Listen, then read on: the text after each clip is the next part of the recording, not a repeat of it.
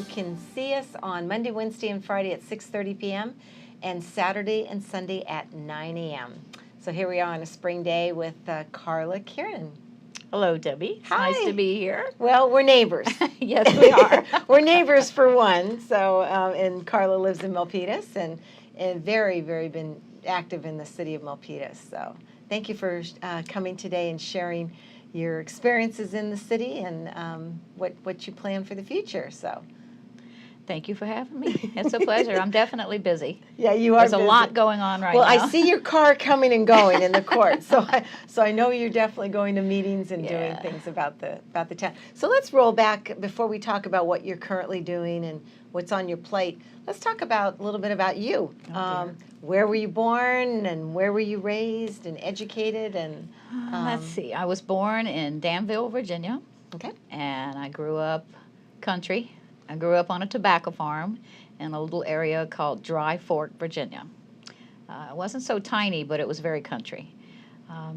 We had a big family, 2 brothers, 2 sisters. We kind of learned back then very early about hard work. You know, we raised, besides being a tobacco farm, we raised our own cows and pigs and chickens. Wow. So we had all the fresh meat Wow. and fresh eggs, and we even milked the cows back then. I can remember one thing I love to remember and talk to my mom about sometimes is how she used to make me churn butter. When I was in the 1st grade, and you're sitting with the stick in the urn, and you churn, and you churn, and you churn. You haven't taught me how to do that yet. Oh, my gosh. We'll have to have my a urn is better in Virginia, my mom's attic, so if I Oh, ever bring it Vita. out here, you'll Well, be the first one to learn. I know you've spent holidays, and I know sometimes you Yeah. leave and you go back there to visit, and your family's still there today? Yeah, all my family is back there. Okay, great. Well, what brought you to California and specifically to Milpitas? 30 years ago, I think. I've been in California, but I had a little sister who moved out here with her husband on business, and she wrote me a letter one day telling me she was pregnant and how scared she was to be so far away from home. So at the time, I didn't have a whole lot that tied me down.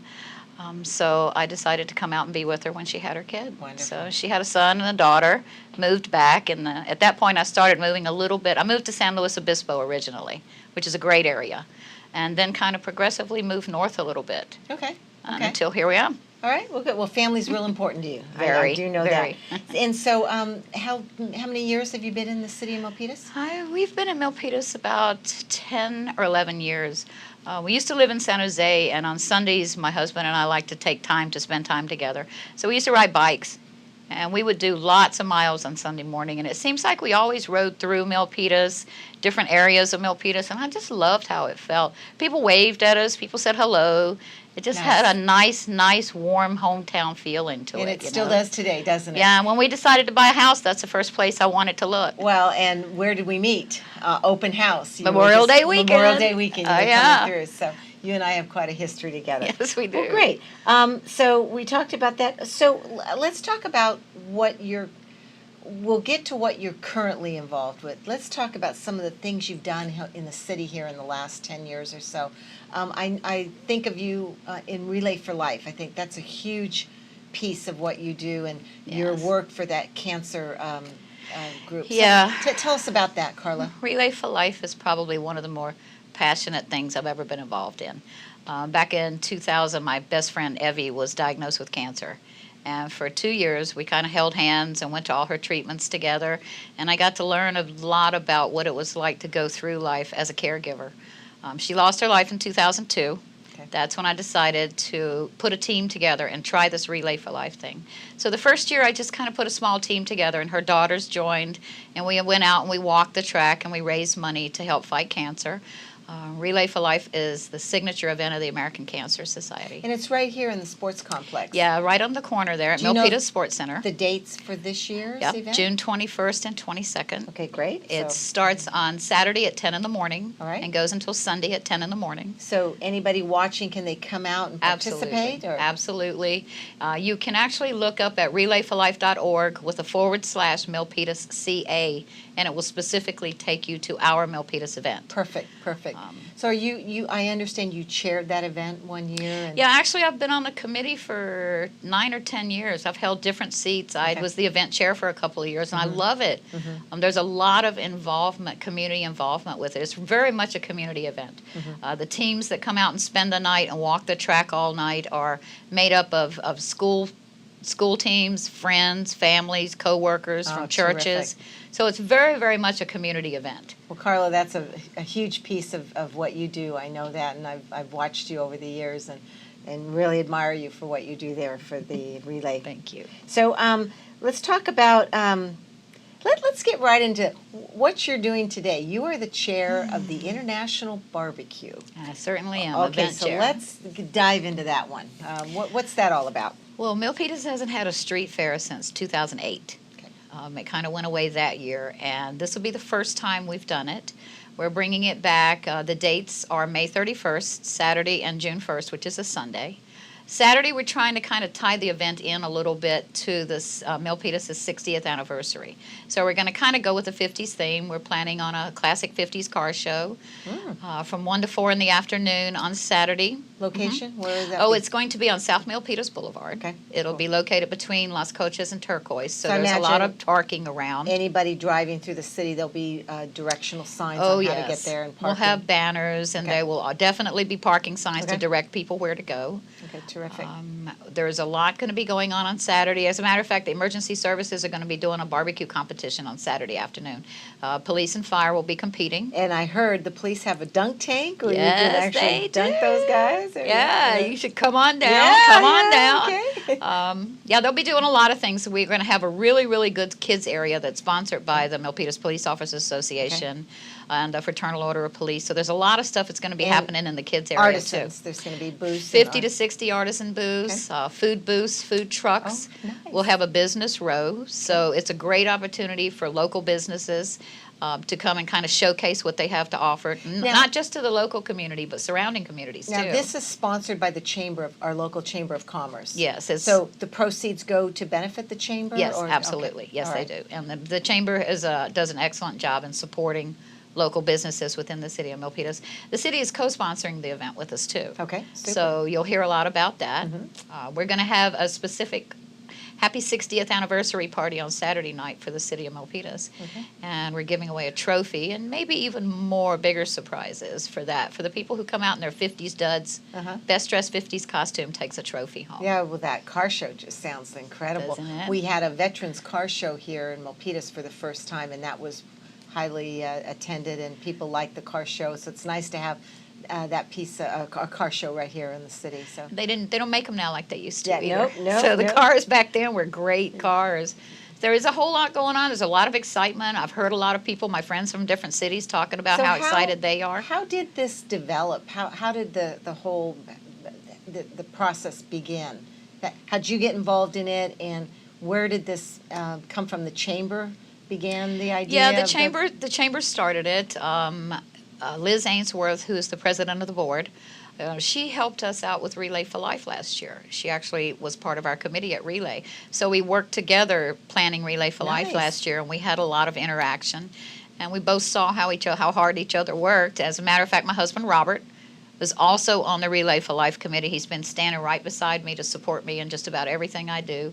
I thank him for it, and he's got a big one. He's the logistics chair for the International Barbecue, too. Okay, So okay. this is a big one, putting this So one together Liz for him. kind of pulled you in to Yes, help she out. did. Okay, good. And I'm glad she did. I mean, it's a big job, but it's a lot of fun, and it's really exciting, and Good. And we're meeting a whole lot of people and getting a lot of community interest and Good. a lot of involvement. And I think that will pull the community together. I like the theme international. Yes. So because, of course, that's our city is comprised of so many nationalities. Yes. That it should be able to be a nice event that's going to pull everybody together. Yeah, we're hoping to have all kinds of food there, too, to give everybody a little something that they like. Great. That sounds good. I gotta ask you. So I have this on my list. Haunted house. Let's talk real quick.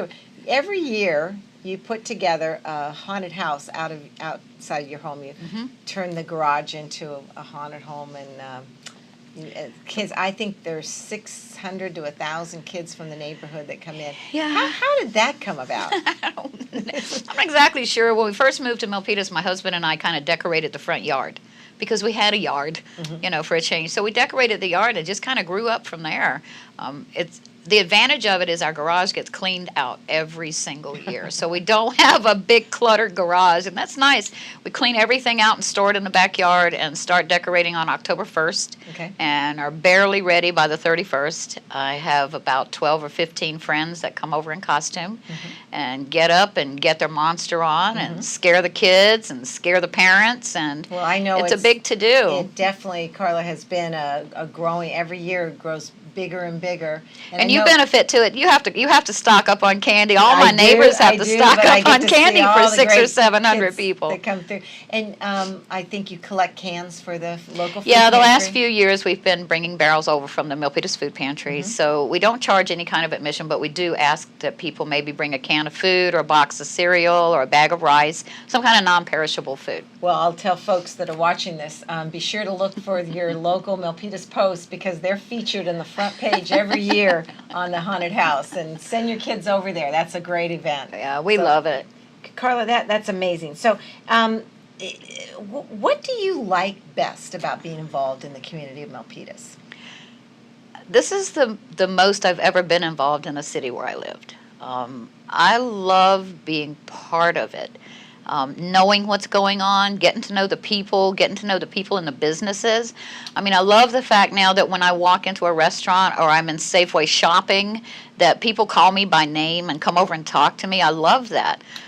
It feels really good. I think if more people had any idea of the self-satisfaction and the fulfillment you get by volunteering for your community, there'd be a whole lot more people standing in line to do it. Yeah, I agree with you. It feels great. And you certainly have made your mark on the city in the last 10 years, I'll tell you. So what presents some of the challenges? You mentioned Robert is he's kind of your right-hand man and helps you through the process. So you have a good, stable family life to be able to go out and do this. But what challenges do you find in, say, working with groups? I know you work with different personalities and people have different schedules. So probably time is the biggest challenge. Okay. I do maintain a 40-hour-a-week job as well. But I think also that the economy has been so tough over the last few years that it's been a little tougher trying to get businesses involved and people have time. Everybody's so busy with families. And the thing about volunteering in a community is you can involve your kids and everybody in your family. It doesn't just have to be you. You can do it as a group. There's so many things that you can do. Well, and don't you think that's a great role model for children Absolutely. to see that modeling with parents to be involved? Absolutely, absolutely. Good. Well, I was going to talk to you about anything in the future, goals and aspirations. I've watched you. You make quilts. Oh, I love quilting, which is hard to squeeze in between all the volunteer work. Tell me, how did that hobby come out? Oh my gosh, I don't know. I had a girlfriend who did some beautiful quilts. I mean, hers were more like artwork, but I got to looking at some of the quilts that my mother and my grandmother made in old times, and I just kind of wanted to do that. I wanted to. So this is your Virginia roots. Yeah. I wanted to make some quilts and give some to family and give some to my friends, and it just kind of grew and grew and grew. My mother recently celebrated her 80th birthday, so I made her a quilt that kept growing and growing as well. It ended up to be about a king-size quilt, but I had 38 family photos on this quilt. I mean, it's a wonderful, wonderful outlet. It's relaxing. It's very creative. Quilting is something I'm looking forward to having a little more time to doing. When maybe the volunteering slows down or the workload. I anticipate the volunteering may actually speed up a little bit. I'm kind of looking forward to retirement so I can actually have the time and not just evenings and weekends, but, or trying to take long lunches so that I can get out and go to meetings or talk to people about things. Great. So that's definitely one of the things. And as far as the Relay for Life, that's one of my lifetime goals now, is that I really want to be a part of finding the cure for cancer. Nice. Great.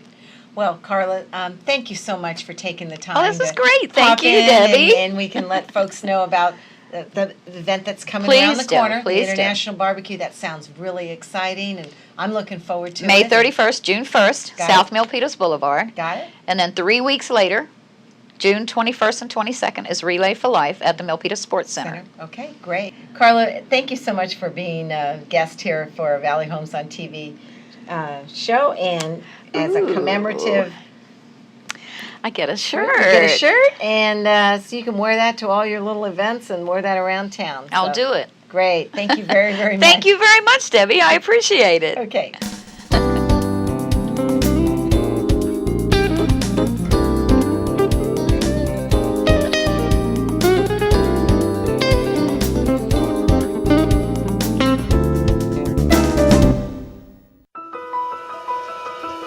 Through the years, trends and styles may come and go, but the important things remain the same. Generation after generation, consistently there, creating moments and memories to last a lifetime. Like a true friend, the national parks have always been there for you, and now you can be there for them. Support the National Park Foundation and help protect America's treasured places.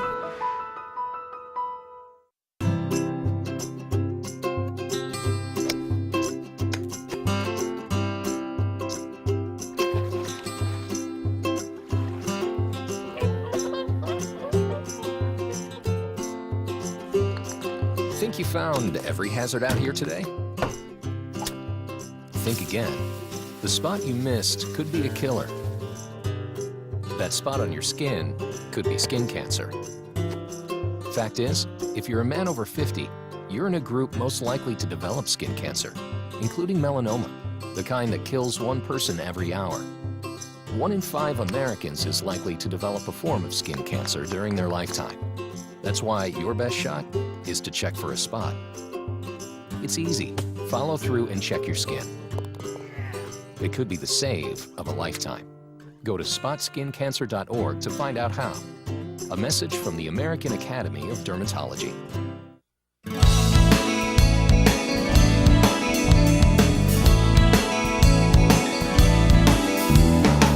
Welcome back, everyone. You're watching Valley Homes on TV. I'm Debbie Giordano, and I'd like to give you some tidbits for selling and preparing your property for sale. Now that we're in the spring home selling season, it's important that the seller take note and prepare their home accordingly that would maybe promote the most buyers and the most offers on a house. So let me give you some ideas on what we do.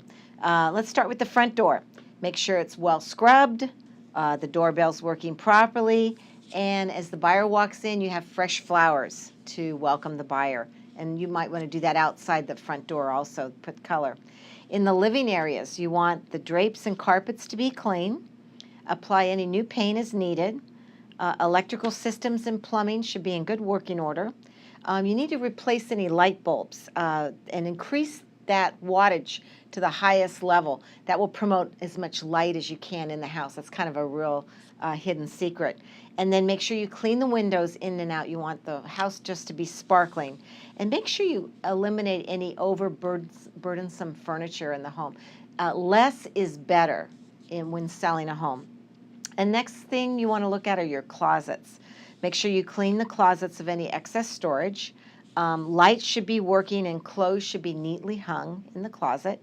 And then any shoes or loose items should be stored neatly and arranged accordingly in the closets. And then as we move on to the bathrooms, check for caulking around the tubs and the showers. A fresh caulk line really shows that the homeowner has taken extra special care for the maintenance. Repair any leaking faucets and replace any tile and grout if needed. Replace or clean the shower curtain, and then put fresh, clean towels. Actually, brand new towels is what you need in the bathrooms. In the bedrooms, make sure the beds all have probably brand new bedspreads would be good. Include a vase of flowers in the bedroom. Remove any items that you're not using so the buyer can visualize their items in those rooms. And then eliminate things that block the walkways. So as you enter the bedroom, you want to make sure that those areas are quite large. You don't want any furniture right up to the entranceway that would block the entries. Now, when you go to the kitchen, make sure it's bright and clean and sparkling. So again, replace any counter tiles or grout as needed. Do a thorough cleaning of the oven and wax the floor. Sink should be sparkling clean.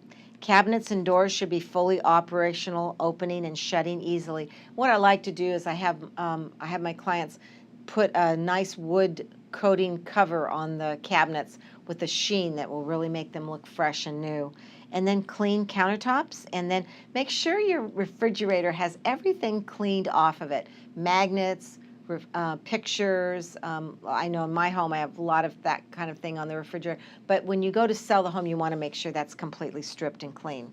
Now, when you get into the garage is not as important as the interior of the home, but you do want to remove as many unnecessary items as you can in the garage, or dispose of that and clean the shelves and tidy it up. Now, when you go to the final part of the process of preparing your home, and you go outdoors, you want to make sure your yards and lawn are neatly manicured. Replace any dead plants that you have and keep your shrubs pruned. Clear the driveway and step of any debris, stain, or paint. And apply any fresh paint as needed to any damaged, replace any damaged brick or siding. Make sure the faucets in the sprinkling system are in good order. And if you've got a pool, make sure it's sparkling clean. Make sure it's nice, clean, and blue color. And then make sure you keep the patio area neat and the yard furniture in good repair for showing the property. So those are just some last minute tips that you can do. Of course, there are companies that do professional staging of a home, but that's better when you have a vacant home, when the seller has moved everything out, and then they restage the home with new furniture and paintings. But these tips are for a seller that actually lives in the home, where you want to kind of work with the current situation that the seller has at that time to make it the best that they can for the buyer and the buyer appeal. Well, the market's been good. Everything you read in the paper is true. There's still multiple offers, and the prices, I believe, are still on a rise. But let me give you some statistics for the month of March as compared to last year at this time. In March 2013, we had a average price, a single-family home of $741,000, and the median price of $678,000. Now, that was just about the same price in February of 2014. So there really wasn't much of a change in those areas. But what happened statistic-wise is March 2014, we had an average price of $631,000 and a median price of $647,000. And I think the reason why that happened is there were a lot of the lower priced end home, the entry-level homes that were purchased, and those were factored into the formula to look at what the pricing is. We still have a lot, we have enough over $1 million homes here in Milpitas, but not a lot of that product. Most of the products are entry-level, and that's in a $650,000 to $750,000 range. So, but I tell you, the market that's really taken off over the last year has been the condo and townhome market. In March 2013, we had an average price of $383,000, a median price of $370,000, and that rose to last month, March 2014. We had an average price of $523,000 and a median price of $508,000. So we've seen a dramatic rise in the condominium market. Again, entry level. We have a lot of young families moving into Milpitas, a lot of folks that are getting jobs here locally and needing a place to begin, start, and then maybe move up into a single-family detached home, which is quite a bit pricier than the entry level. So I hope you enjoy watching Valley Homes and TV. I hope I gave you some good information that you can use. And please send me an email if you have any interest on what you'd like to see or talk about on the show. You can reach me at giordanodj@aol.com. Thanks again for watching Valley Homes on TV. Look forward to seeing you soon. Thank you.